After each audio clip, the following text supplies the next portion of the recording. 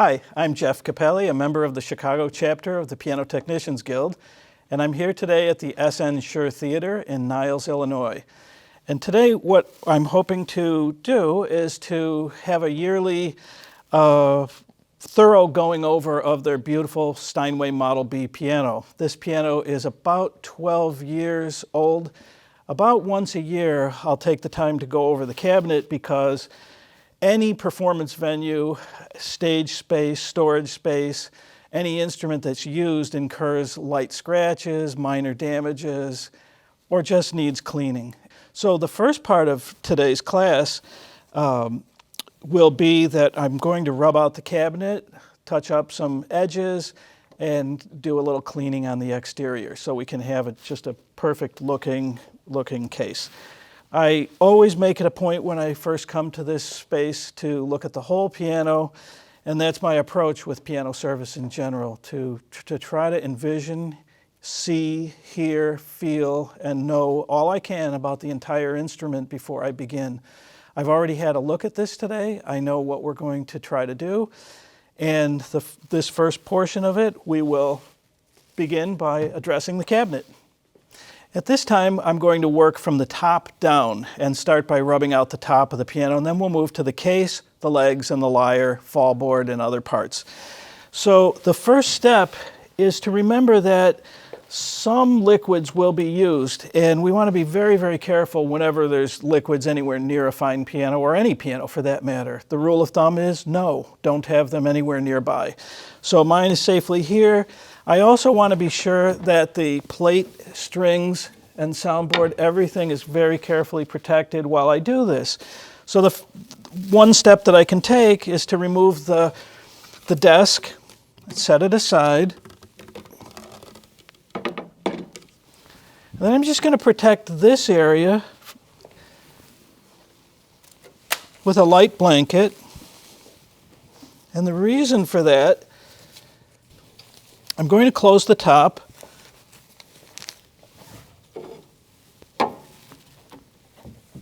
and fold it over. And in this way, the area beneath the hinge where with any kind of mistake, liquid will not penetrate through and find its way into the piano. I'm going to be very careful not to get any liquid near there anyway. My procedure for light rubbing of a nitrocellulose ebony finish, or any nitrocellulose finish for that matter, is to mask up a little bit. I have ultrafine steel wool that is an industrial type, which is purchased in a spool. It's a little finer and nicer for padding than hardware store varieties are. It's also finer and less coarse. I'm going to use a very, very good product on it. This is a product called Wool Wax. And just smear a little bit in place. Doesn't need a whole lot. I'm going to lightly dampen my steel wool. It's not good for a piano to have water on it. And as long as there are no cracks, fissures, crazing, checking in the finish of the piano, we're not going to experience any problems. We're going to be very brief about the time that polishes or rubs will be on the piano, so I'm not anticipating any problems at all. I'm ready to go, and all along the way I'm protecting the pad in case there's any moisture. I don't want drips anywhere. I don't want to impact, or damage the stage area in any way. I don't want to dribble. I don't want to cause any problems. So I'm very careful. I've got my dampened steel wool with wool wax, and I'm ready to go. And so what I'm doing is applying gentle pressure to the exterior. I'm coming up short of the hinge, going in very straight lines and being careful not to arc, because we like to arc things when we're moving our arms. And in this case, I need to move in very straight lines with even pressure. I'm not letting my knuckles push through harder than the palm of my hand because that will leave glazing marks. I have to carefully go around buttons, stay away from the hinge, and I'm going to work in halves. I'm going to do half of the top. I gently lift before reaching the edge also, because with extra pressure you'll burn through the edges and cut through the lacquer finish. I'm going to check my progress in a moment and see what kind of effect I'm having, and try to limit the amount of time that any liquid is actually on the piano. So I follow with a terry cloth to immediately dry.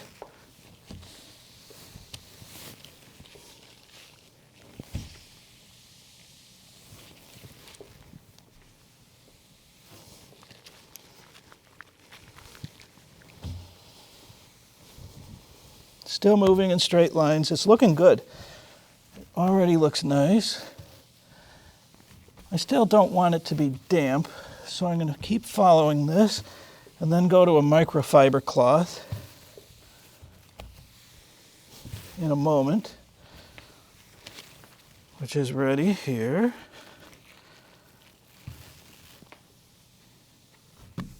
And that will finish things off. And this may be good enough, because it looks quite nice.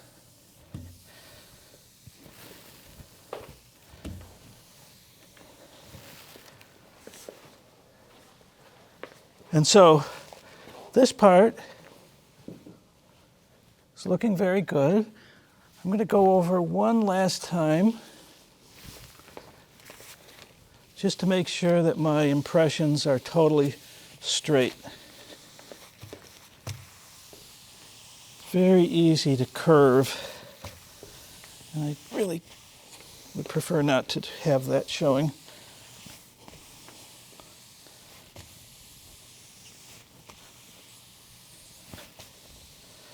The pressure I'm applying is very light. I'm also hearing the sound of the steel wool as it works with the lacquer. My goal is not to cut the lacquer in any way, but to polish it. And so the wool wax that I'm using is acting as a lubricant and a very gentle polish at the same time. And that looks great. So we're going to move on to this side and blend the two together. And I might even move on to flip the steel wool because it becomes a little bit less perfect after use. So I have several pads ready, and this one's now been reversed, so it'll act the same way as the first did and not create any glazing spots. Glazing would be shiny because of more pressure. I'm going to overlap into the other section very lightly so it will blend perfectly. And since I'll probably do it twice, I'm going to switch now, work away from the hinge so that I don't push any moisture towards it or into it, off the end with easing up on the pressure at the end of the stroke. This work feels good because it has an immediate pleasing effect. It's nice to try to bring the piano back to a piano that's already beautiful back into really lovely shape. Maybe we would say showroom shape or like new. And the little marks that are made by setting things on top, which we encourage not to do in the first place, but they're disappearing because they're not deep scratches, they're just surface. And also, this is not black lacquer. This is just finished grime. And again, the piano's covered at all times when it's not being used. It's very well cared for all the time, but you know, it's out there, so it will get touched and have atmospheric stuff that clings to the finish.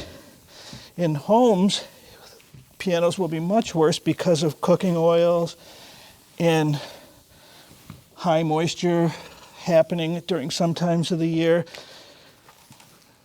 Other things that affect the finish. So this just looks really nice, and maybe I will go over it one more time on the second half just to see that the depth of whatever scratches are a little bit more than at the surface look equal to the others. I want to have those ready to go. Overlap just a little bit, come up short of the hinge. Try to keep the rubbing lines straight. Keep the pressure very, very even. You don't ever want to go after scratches and rub harder on them just to try to get them out, because that works against keeping the entire finish very level and beautiful when light hits it. And light does hit the piano when in performance. And it has an effect. The whole piano matters, so we want it to look great.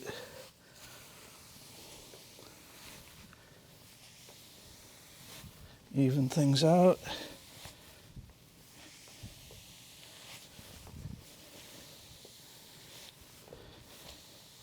Lighten up at the edges. Get it off quickly.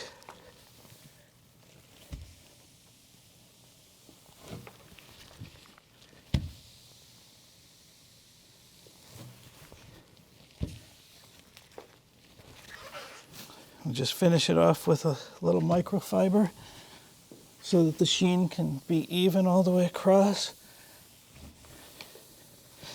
I do have to be careful that there's no residue at the hinge, even though I was very careful not to let any moisture approach the edge. Sometimes you can be a little bit heavier with any kind of product at the edges, so be careful with that. That looks good. Here we are with the short top, and we'll do the same procedure. And with this, our arm stroke will be a little shorter, so we want to be extra careful to stay away from the hinge again, and also stay away from the front edge. And of course, I've got the keyboard covered via the fall board. I'm trying to apply equal pressure with my fingers and hands.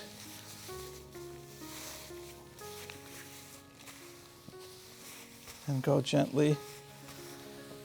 I'm not actually using enough pressure to create any glazing in the first place, or streaks or shiny spots, but there is some.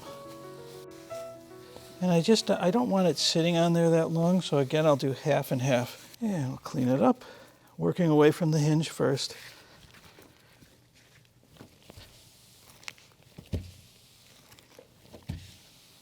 And then being careful of the front edge. Okay.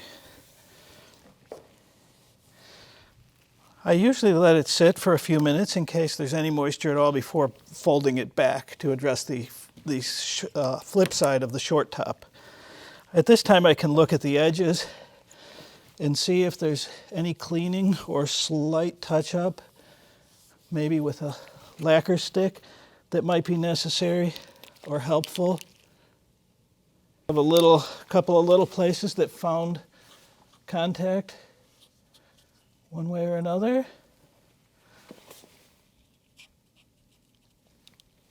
And they conceal pretty nicely.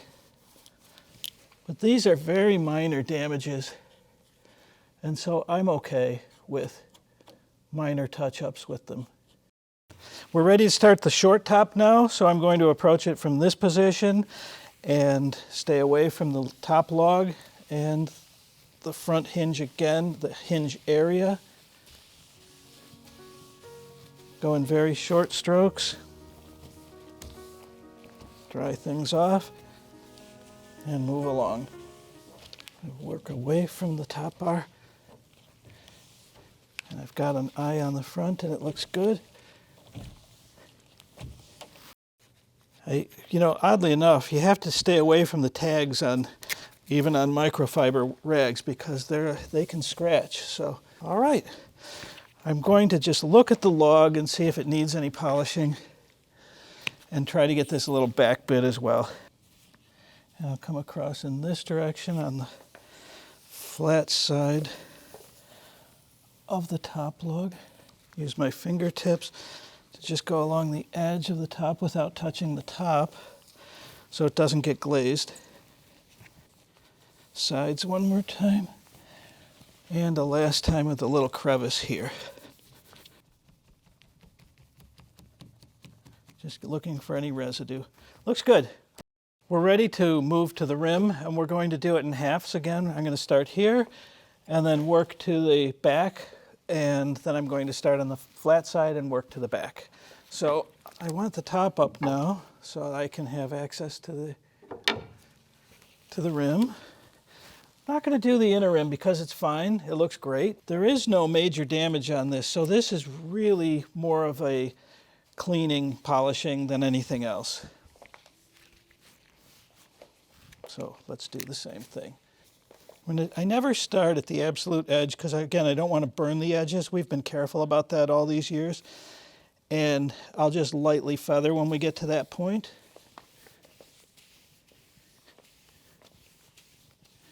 Even pressure. Just try to keep a steady tempo. Come around the curve gently. Places that push into your hand will have a tendency to get glazed or wear through faster, so I try to lighten up in those places.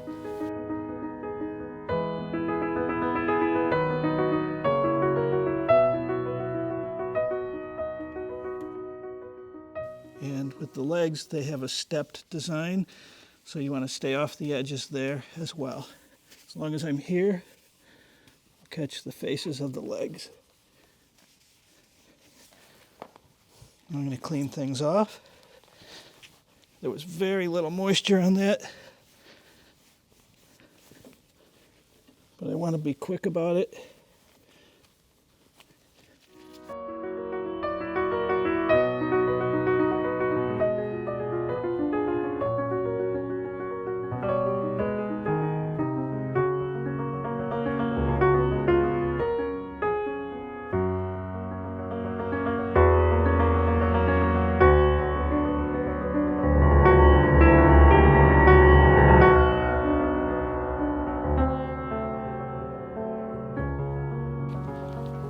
And I'm using my thumb at the upper rim just to kind of clean that off.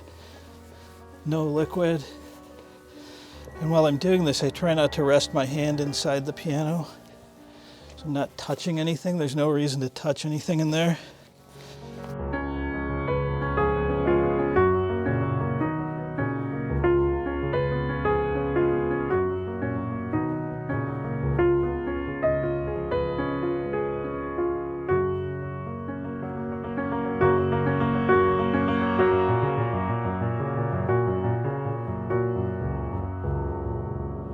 So this part goes very quickly with no damage to the piano. Just a nice cleanup. So we're going to do the same thing going front to back.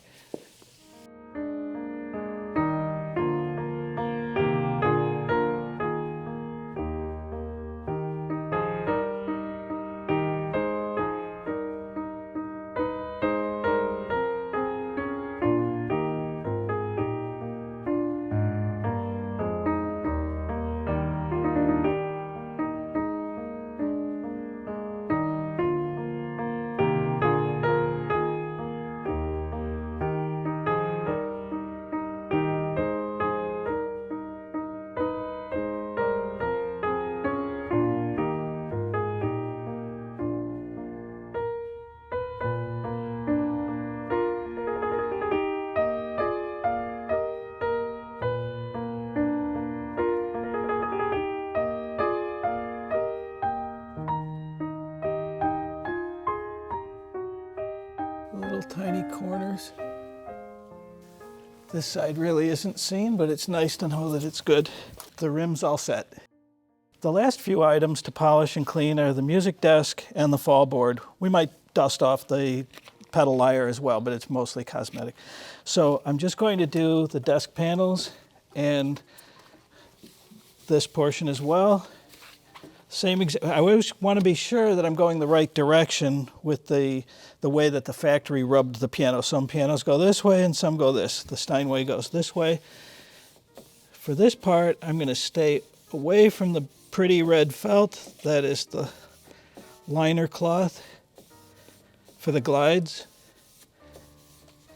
And the polishing is really very light.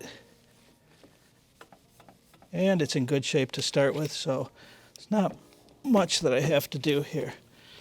Again, staying away from the red cloth, working away from it.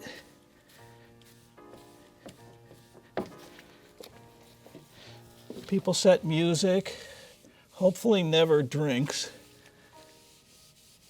at the sides of the music desk, so if there are any marks there, we want to get them out. And there really are not, so it's very nice. We're just really making the sheen the same as the rest of the piano.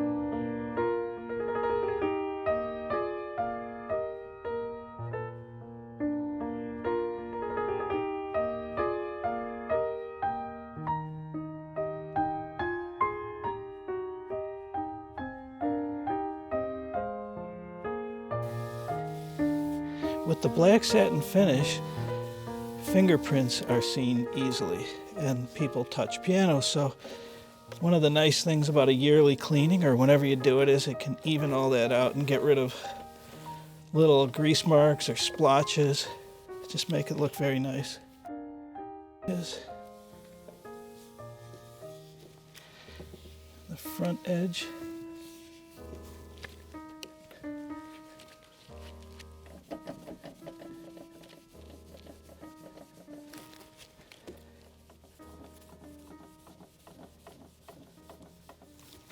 Music desk is done.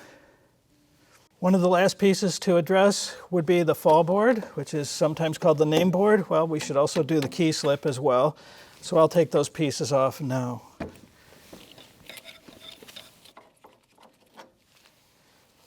As we know, the fine threaded screws are a little bit tougher sometimes than the old style coarse screws.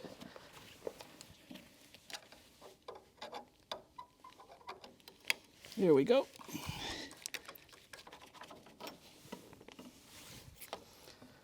So first I'm going to release the key slip.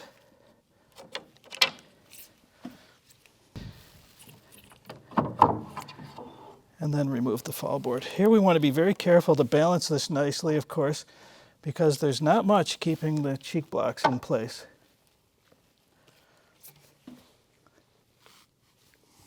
Very easy to burn through this edge or the front lip, so let's go very, very easy on that. A little tiny bit of my product on there, and I'm going quite lightly because it's almost impossible to avoid the edge. So I'm just going to stay light, and I didn't see any problems with that at all. So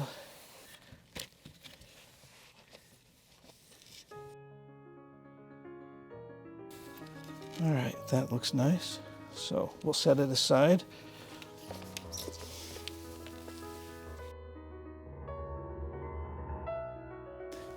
And this part, this is what gets it the most. Fingernail scratches and just light scratches all the way through.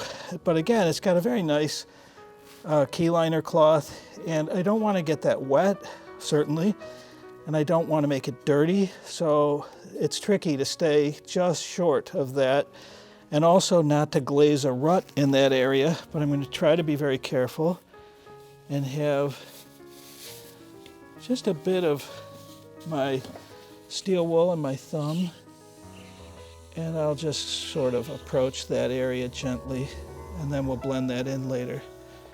This will get rid of more of the finger marks.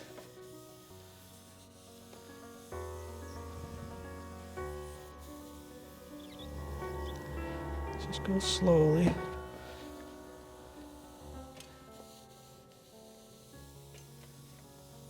I'm just giving it very light pressure.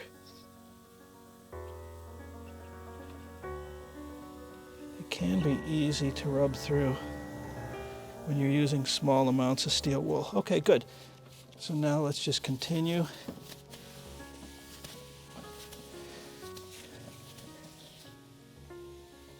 Trying to balance myself carefully so I don't make a mistake. With some of the Steinways with the brass inlaid letters, you can snag a letter and pull it off. This is sealed under several clear coats, and I'm not pushing very hard, so you do want to be careful of that. Now, all of my motions are going to be away from the red cloth.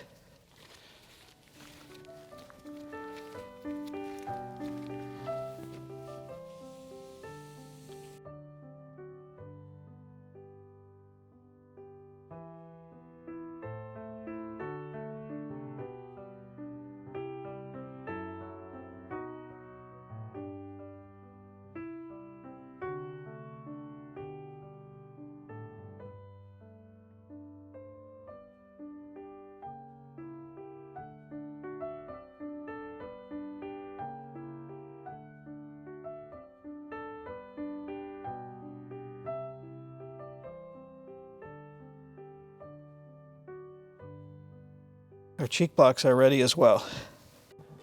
I need to be able to know that the cheek blocks are on there, that the fall board is well balanced so the block doesn't tumble off and damage itself or the floor. And when I go to replace this, I'm going to keep my fingertips. I use my third fingertip right over the place where the cheek block holds on, which again is right here. It's not a two-person job. You just need to be sure that these stay on and that we don't damage the inside walls of the shoulder rim as we go back in.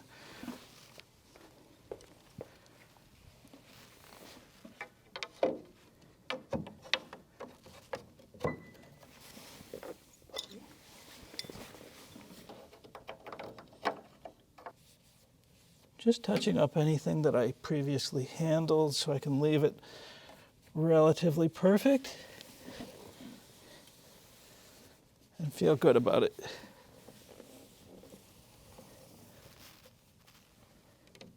Our piano's ready. To finish up the cleaning procedure, I'm just going to go over the belly area lightly because this really isn't bad, but I notice when I've tuned it over the years that it's getting dustier inside. With an aggressive job, I would clean the strings, dampers, webbing area, plate, but really all I want to do today is just clean off the surface of the soundboard. So I've got a lint-free, very, very slightly, just sprinkled a tiny few drops of water to help it pick up dust. I'm going to protect it so that I don't scratch the soundboard. And I will move over here and just move through and gently clean off the surface of the board.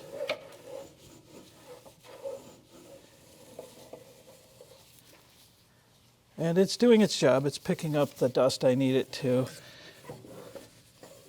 It's just light dirt, temperament strip dust.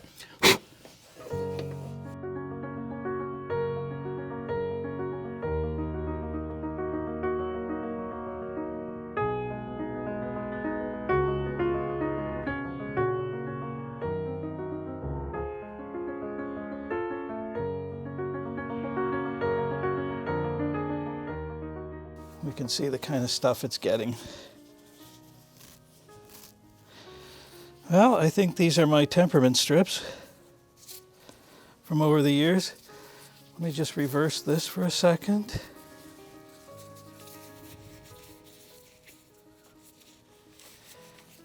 Get a couple other small areas.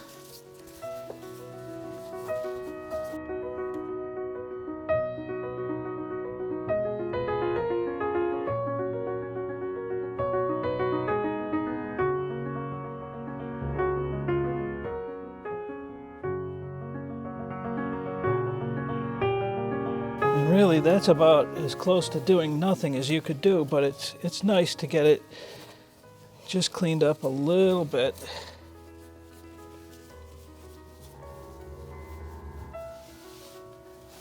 because I don't do this on this particular piano more than once every few years.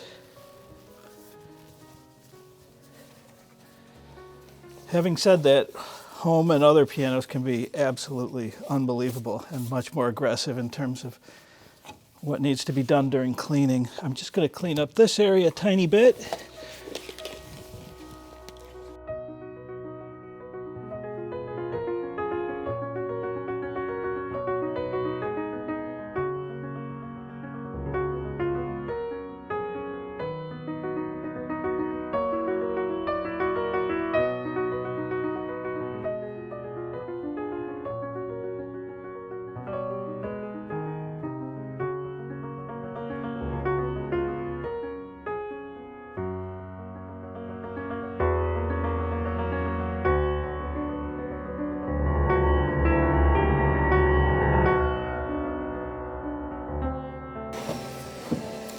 We'll do some more cleaning in the action later.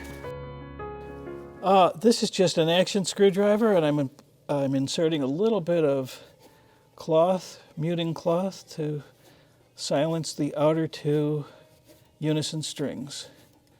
It's important to raise the dampers when you're doing this.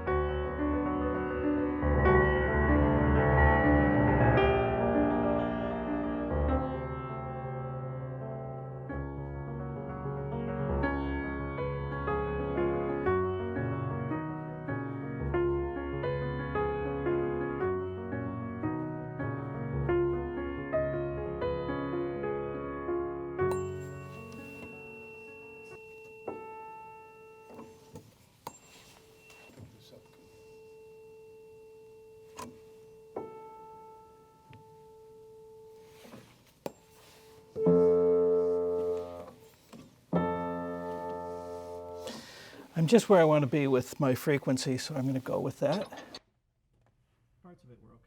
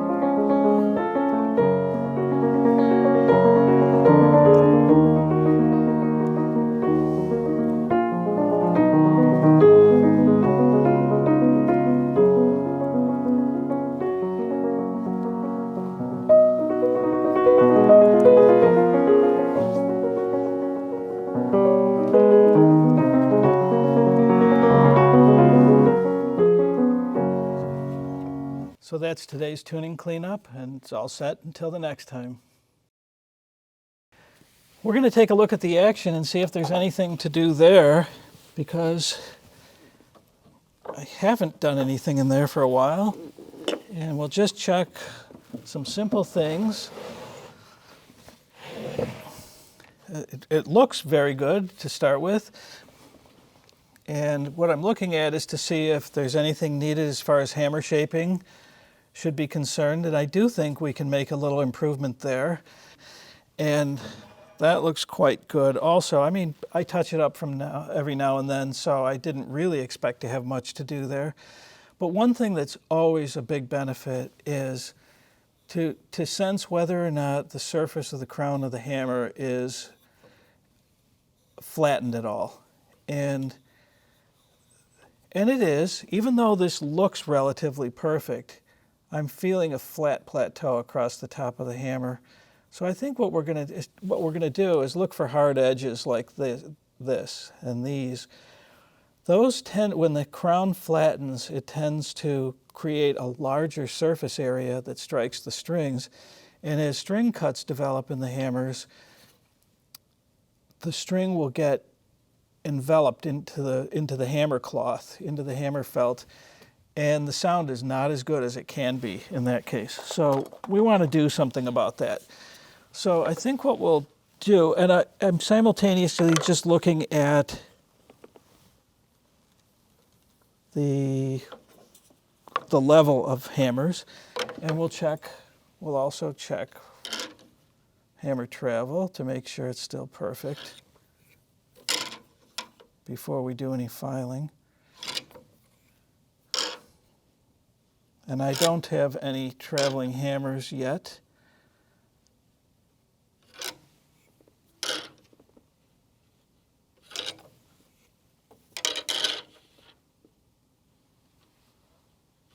So that, I expected that to be fairly decent. But since this is just a touching up today, what I'm going to do is take off that hard edge right at either side of the string cuts. And I think what I'm going to do is stick with a paddle for that today, which I'm sighting this line just as a level as compared to the hammers,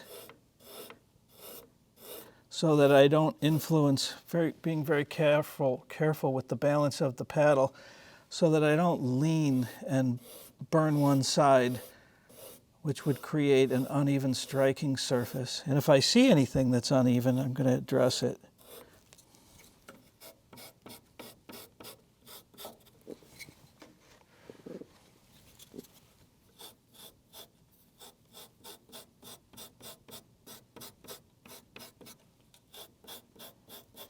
Not going to take anything off the top.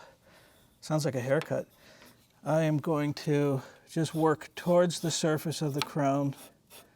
And more important even than how it looks right now is what I'm feeling. I don't want to feel hard edges here because that translates to ugly tone. And I want to get rid of that flat spot if at all possible. So just a tiny bit of light filing, and I can use my fingertip to press harder on one side more so than the other if I see that it creates a smoother strike surface. And now I'm going to go after this edge, using my thumb just a little tiny bit there.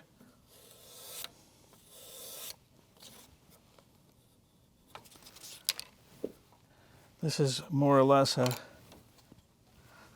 polishing paddle. It's a very, very fine paper that I can have very precise control over for that edge.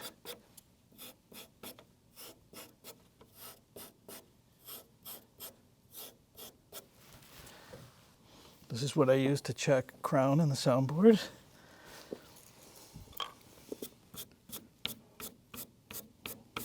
Just going to clean up the surface of the hammer a little bit. And again, this is another place where I feel like less is more. It's better to be less invasive and to stop before you go too far with anything. The shape of the hammer is fine. It feels great with that little tiny bit of work that I did just to get rid of that edge. That's what I'm looking for in a touch-up regulation or a concert piano tuning. So we'll move on.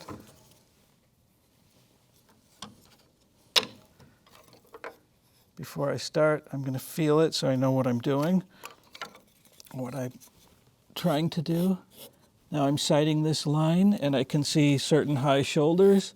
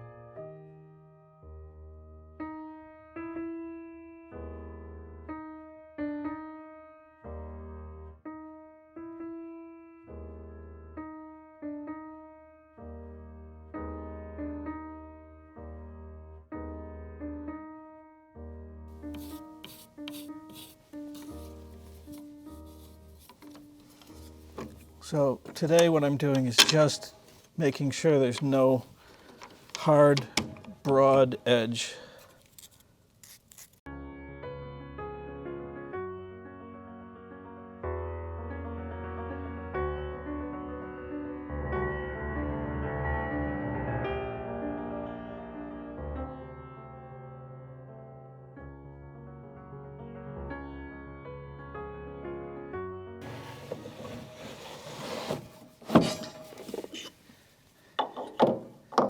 After every single step, I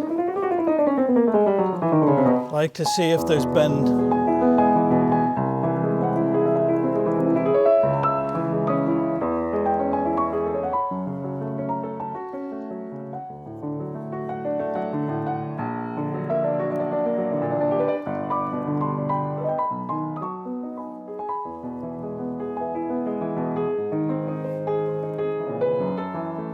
That sounds good, so I'm happy with what we've done.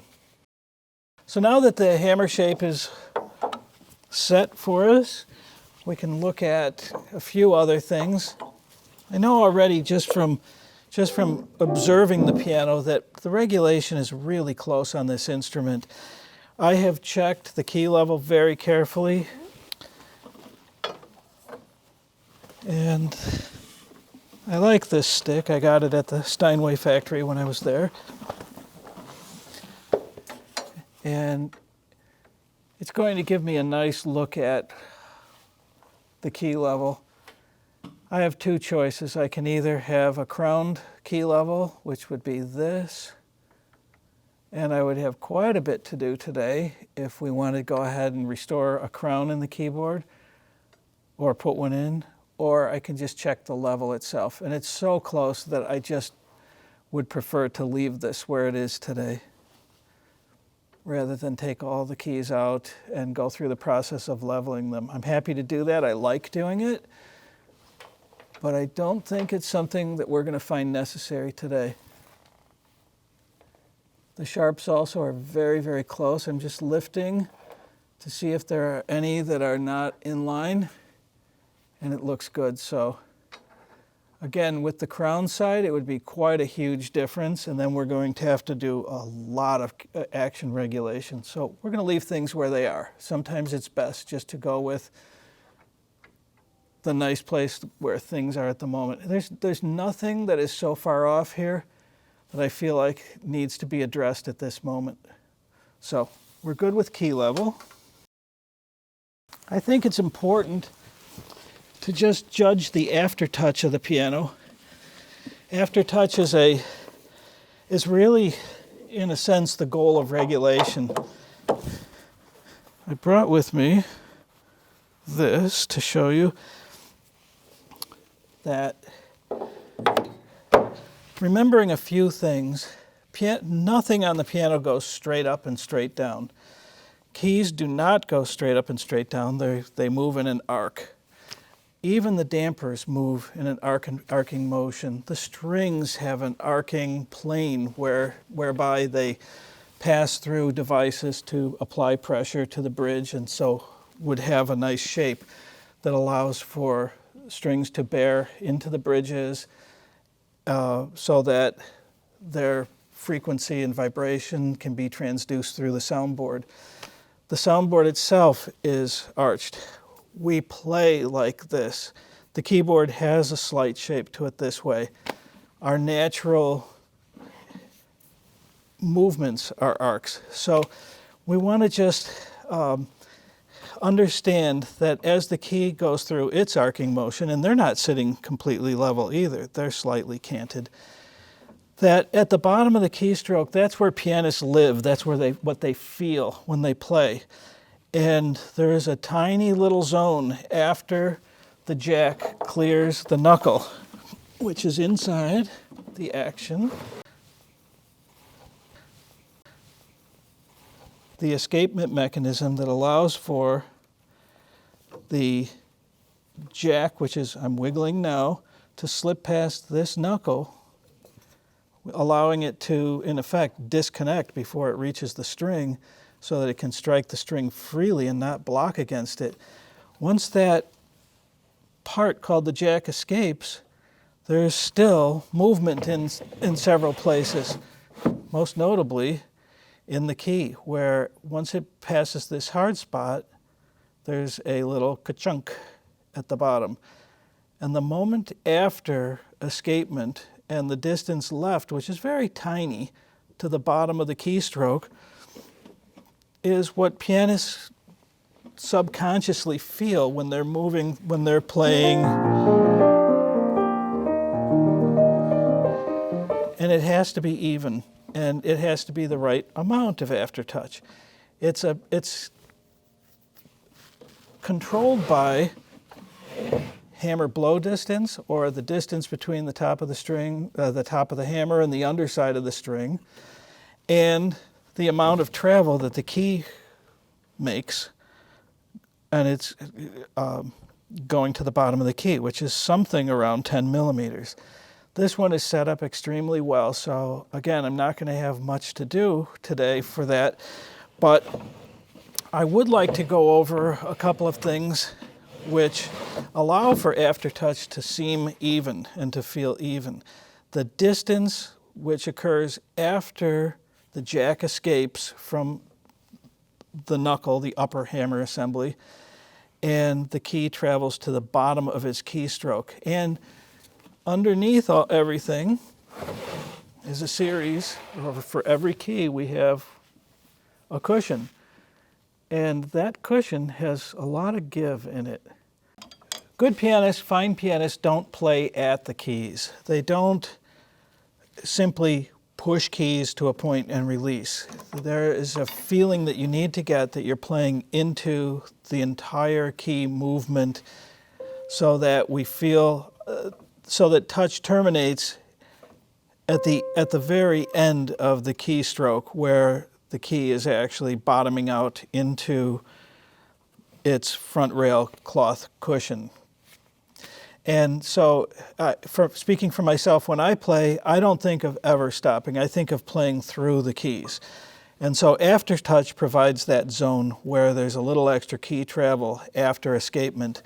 And in terms of sensing that, all we have to do is feel like we're playing completely into and through the keys.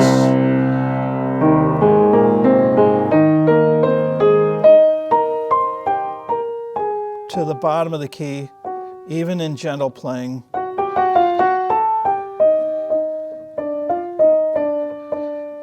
There's quite a bit of arm weight in that.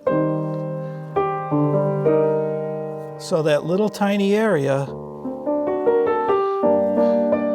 becomes everything to us. Even though the key is only moving 10 millimeters or so, we're really living in just after that clicky let-off feel to there at the very bottom. And that's accomplished by how the action is set up, the amount of blow distance, the hammer distance to the string, and the total key travel, as well as other things working well at the same time. If aftertouch or the sensation of the keyboard in general isn't even, by level keys, lack of friction all the way through, parts movement, everything, it's very, very hard then to envision ever playing anything that you can control. So if we're to control something at a light touch,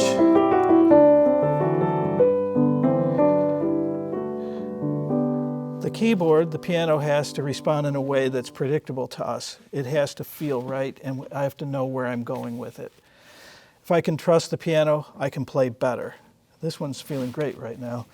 So we're just going to finish our process of checking for accurate let-off, and then we're going to move through drop, check out the repetition springs, and back checking, and we should be where we want to be today. So again, I'm just checking for evenness at the let-off, screw, hammer distance at the string at the point of let-off, making sure that it's even.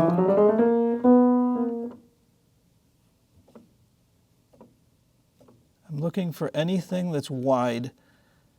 In other words, let off that is too far from the string, because that will cause that note to feel like it's harder to control. And we're looking good.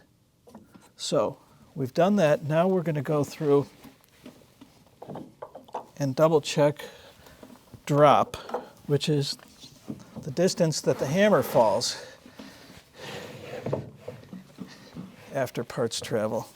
So what I do when I'm doing this is I turn over the finished side of the cheek block, the larger cheek block, and put it against my thigh, and put the natural wood side up under the keyframe, and it gives me a nice surface to be able to work with here. And a lot of times the action anywhere outside of the key cavity does not respond exactly the same as it does inside, but this procedure is easier to do outside. So I'm trying to emulate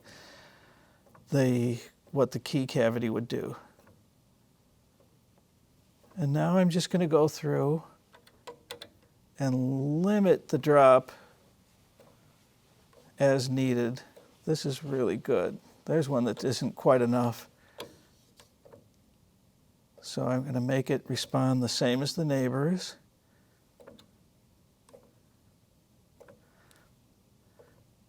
It's really a good feeling that this piano is so close in most respects with its regulation.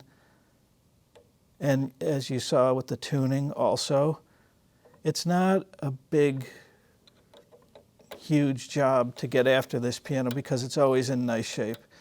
And for that reason, it's a real joy to work on. Okay, there's a little bit too much drop, so get my tool fixed and limit it just a tiny bit. Tends to get greater over time. There's a little bit too much.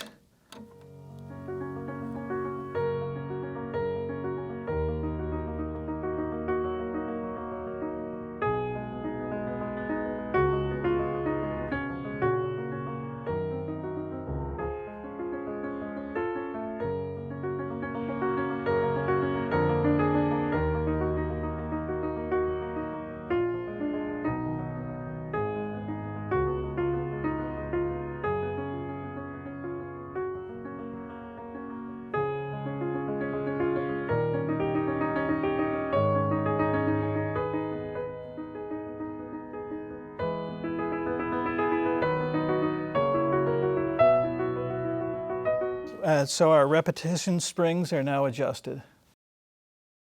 Teflon powder is a nice lubricant for the suede or buckskin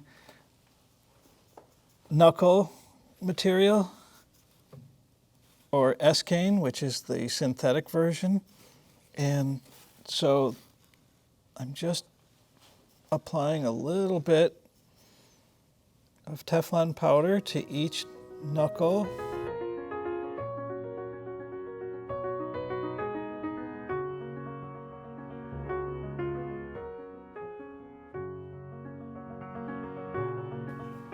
Which reduces friction at the point of let off.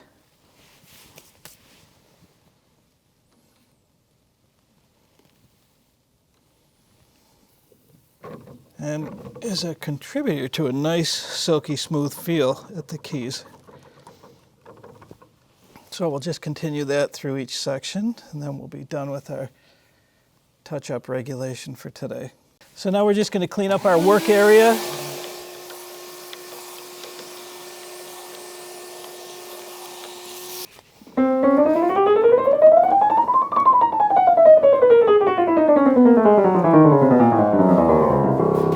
So it feels great.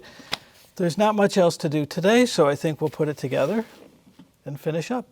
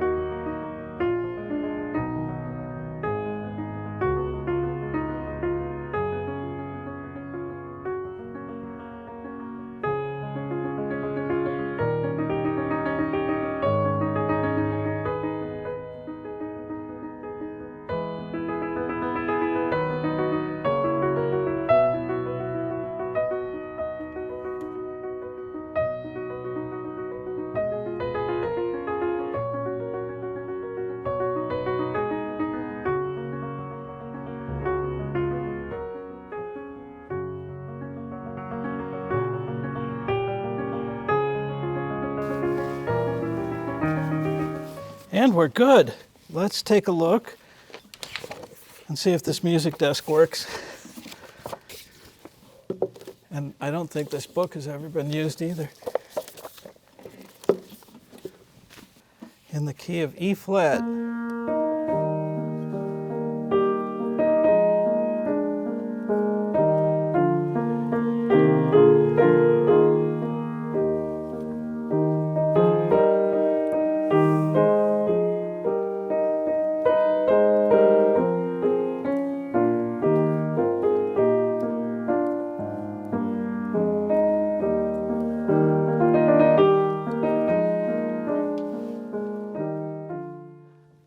I like to treat every piano like it were my own, and I like to respect my customers. And whatever the case may be, if it's a beautiful space like this, or a home or a church, or an individual, our pianos are important to us. People have different feelings about their pianos, and a lot of people with lesser pianos think they're just wonderful and would like to believe that, and I'm fine with that. And I'll do my very best to keep it as wonderful as they would like it to be as well. I like, as far as business principles go, to be on time, to be courteous, to offer advice if it's asked for but not otherwise, and to do my best with whatever the task is. If it's just tuning, that's fine. But normally we can find things to suggest that would help to make the instrument better than it already is. And it's just for general information, not to try to sell a service, but to make those services available if your customer would like for them to be.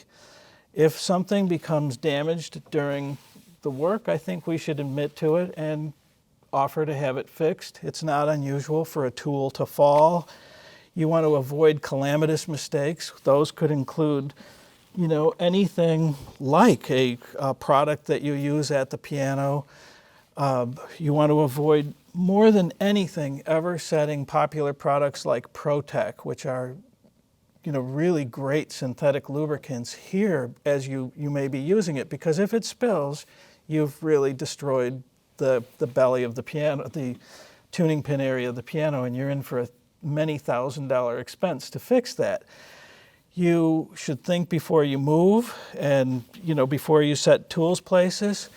And when the music desk is removed from the piano, don't put it at a place where somebody can trip and fall over it, especially an elderly person, because that can happen. A great place is underneath the piano or beside a couch or somewhere completely out of the way. What you charge for your services is completely individual, and generally that's not discussed among other people or especially among persons in the trade. But it should be fair, and it should represent a fair value for the work that you're doing. My name is Jeffrey Capelli. I'm a piano technician and pianist. I've been tuning pianos and servicing them since 1976 professionally.